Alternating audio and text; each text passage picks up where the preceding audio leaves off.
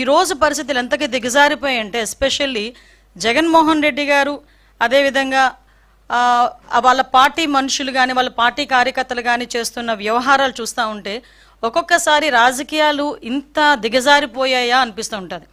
ఎందుకు ఈ మాట చెప్తున్నానంటే రాజకీయ నాయకులని అభిమానించే వాళ్ళు చాలా మంది ఉంటారు. అభిమానించే వాళ్ళే కాకుండా మనల్ని మార్గదర్శకంగా తీసుకునే వాళ్ళు కూడా చాలా మంది ఉంటారు. అటువంటి పరిస్థితుల్లో మన బాడీ లాంగ్వేజ్, మన మాట తీరు, మన తాలూకా బిహేవియర్ అన్నీ కూడా వాళ్ళు అసెస్ చేస్తుంటారు. అటువంటి సందర్భంలో ఈరోజు ఒక మానవత్వం లేకుండా కనీసం రాజకీయం అతని తాలూకా రాజకీయ ఉద్దేశాల ధ్యేయంగా హింసను ప్రేరేపించడమే కాకుండా హింసను చేస్తూ తిరిగి దాన్ని సమర్థించుకునే పరిస్థితులు కల్పిస్తున్నా ఉంటే ఒక్కసారి నాకు నిజంగా నేను ఒక రాజకీయ నాయకురాలుగా ఉండినందుకు కొంచెం నేను కూడా ఒక్కొక్కసారి ఇబ్బందులు పడాల్సిన అవసరం వస్తుంది. ఎందుకంటే మనం సాధారణంగా పొదిరిలోని వైసీపీ కార్యకర్తల అరాచకం చూసాం. అరాచకం చూసిన తర్వాత మళ్ళా వెంటనే రెంటపల్లి వెళ్ళాలి అనేసరికి మా డిపార్ట్మెంట్ వాళ్ళు కూడా పోలీస్ డిపార్ట్మెంట్ వాళ్ళు కూడా చాలా క్లియర్గా నోటీస్ సర్వ్ చేశారు. జగన్మోహన్ రెడ్డి గారు మీ పర్యటనలో ఎంతమంది వస్తారు, ఎంతమందికి మేము చాలా చిన్న రోడ్ అది 10 feet రోడ్ అది, ఆ 10 feet రోడ్లోకి వెళ్ళేటప్పుడు ఎంతమంది వెళ్తారు, సో మీరు ఇంతమంది వరకు వస్తేనే మేము అలౌ చేస్తాం. మీ క్యాన్వాయ్తో పాటు ఒక 3 vehicles, వాటితో పాటు ఒక 100 మంది కార్యకర్తలు, వీళ్ళు వస్తేనే మేము అలౌ చేయగలం, వీళ్ళు వస్తేనే మేము ప్రొటెక్షన్ కూడా ఇవ్వగలము, కాబట్టి మీరు దీన్ని అర్థం చేసుకోండి అని చెప్పి అక్కడున్న ప్రతి నాయకుడికి కూడా నోటీసులు అనేవి సర్వ్ చేశారు, ఇన్ఫర్మేషన్ అనేది సర్వ్ చేశారు. ఆఫ్కోర్స్ అయిపోయింది. అవసరమైన అయినప్పటికీ కూడా వాళ్ళని చుట్టుపక్కల నియోజకవర్గాల నుంచి వేల కొద్దీ ఈరోజు రేపు ఇంతమంది రావాలి అంతమంది రావాలని వాళ్ళు వాట్సాప్ గ్రూప్లో పెట్టుకున్న తర్వాత మాకున్న ఇంటెలిజెన్స్ రిపోర్ట్ ప్రకారం వీళ్ళందరూ మొబిలైజ్ చేస్తున్నారన్న సంగతి తెలిసి అతనికి Z+ సెక్యూరిటీ అయిన వ్యక్తిగా అతనికి ఇవ్వాల్సిన సెక్యూరిటీని ప్రాపర్ వేలో మేమందరం కూడా మేము ఇవ్వగలిగాం, ఇచ్చాం కూడా. ఇచ్చిన తర్వాత మనం చూస్తే ఆ జగన్మోహన్ రెడ్డి షో చేశాడు, ఒక రోడ్ షో చేశారు.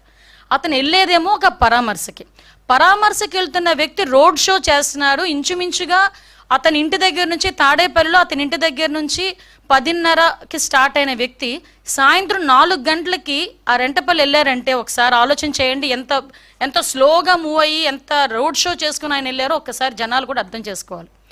ఈ నేపథ్యంలో అతను రోడ్ షో చేసుకుంటూ అందరికీ అభివాదాలు చేసుకుంటూ అందరి దగ్గర నవ్వుతూ షేక్ హ్యాండ్లు ఇస్తూ ఆయన వెళ్తూ ఉంటే దారిలోని అతని కార్యకర్త, అతని సింపథైజర్, అంటే వాళ్ళ పార్టీ సింపథైజర్, పార్టీ కార్యకర్త కనీసం వెహికల్కి కింద పడిపోయి టైర్ కింద పడ్డాడు అన్న సంగతి తెలిసి కూడా అతను కనీసం బండి ఆపకుండా ఆ బండిని అలాగే ఆ పక్కనున్న వ్యక్తిని కనీసం పక్కన తీసి, నేనేమంటానంటే ఆ బండి కింద పడిపోయాడు వ్యక్తి, ఆ వ్యక్తిని తీసి ఇమీడియట్గా 108కో దేనికో ఫోన్ చేసి అంబులెన్స్లో పంపిస్తే కనీసం మనిషి బతికేవాడేమో.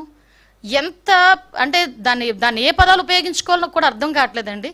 ఎంత నిరంకుశంగా కనీసం దయ జాలి లేకుండా ఆ వ్యక్తిని అలాగే ఈడ్చి ముళ్ళపొదల్లో పడేశారు. తర్వాత అతన్ని చూసి పోలీస్ డిపార్ట్మెంట్ వాళ్ళు 108కి ఫోన్ చేసి ఇమీడియట్గా డిపార్ట్మెంట్ వాళ్ళు హాస్పిటల్కి పంపిస్తే హాస్పిటల్కి వెళ్ళిన తర్వాత అతను చనిపోయాడని డాక్టర్స్ చెప్పడం జరిగింది. కనీసం అతను ఆ కార్ కింద పడిన తర్వాత అయినా ఇమీడియట్గా హాస్పిటల్కి పంపించి ఉంటే ఆ మనిషి బతికేవాడు కదా. అంటే ఇంత దారుణంగా దాన్ని ఏమంటారంటే కనీసం జాలి దయ లేకుండా కూడా మనుషులు ఉంటారా? మనిషి జన్మకి ఒక అర్థం ఉంటుంది, దేనంటే ఒక జాలి దయ ఎమోషన్స్ ఇవన్నీ ఉంటాయి. ఏ ఎమోషన్స్ లేని కాకిలా అంటే ఒక కాకి చచ్చిపోతే 100 కాకులు వస్తాయి. ఒక రోడ్డు మీద ఒక కుక్క చచ్చిపోతే 4-5 కుక్కలు వచ్చి కనీసం తీసి పక్కన పెట్టినంత వరకు అక్కడే చుట్టూ తిరుగుతూ అరుస్తూ ఉంటాయి. అలాంటిది సాటి మనిషి, దట్టు వైసీపీ కార్యకర్త, నీ మీటింగ్ గురించి నీ ర్యాలీ గురించి నువ్వు పిలిస్తే వచ్చినవాడు దళితుడు, నీ కారు కడ్డంగా నీ కారు టైర్ కింద నలిగిపోతే తీసి హాస్పిటల్కి లేనంత దౌర్భాగ్యమైన పరిస్థితిలో ఈరోజు జగన్మోహన్ రెడ్డి ఉన్నాడా? అంత నిర్దయగా జగన్మోహన్ రెడ్డి ఉన్నాడా? అంటే అతనికి జగన్మోహన్ రెడ్డి రాజకీయ లబ్ధి తప్పించి మనుషుల ప్రాణాలంటే లెక్కలేదా? ఇంత ఉన్మాద పరిస్థితిలో కూడా రాజకీయ నాయకులు ఉంటారా? నిజంగా నాకైతే చాలా ఆశ్చర్యం అనిపిస్తుందండి. ఇలాంటి సిచ్యువేషన్ నుంచి తన నిర్లక్ష్యంగా 2 చనిపోయారు. అతని నిర్లక్ష్య కారణంగా ఆ రోజు సింగయ్య మళ్ళీ ఇంకొక అబ్బాయి రెడ్డి 2 చనిపోయారు. 2 చనిపోయినా కూడా తన పర్యటన కొనసాగిస్తూనే ఉన్నాడు.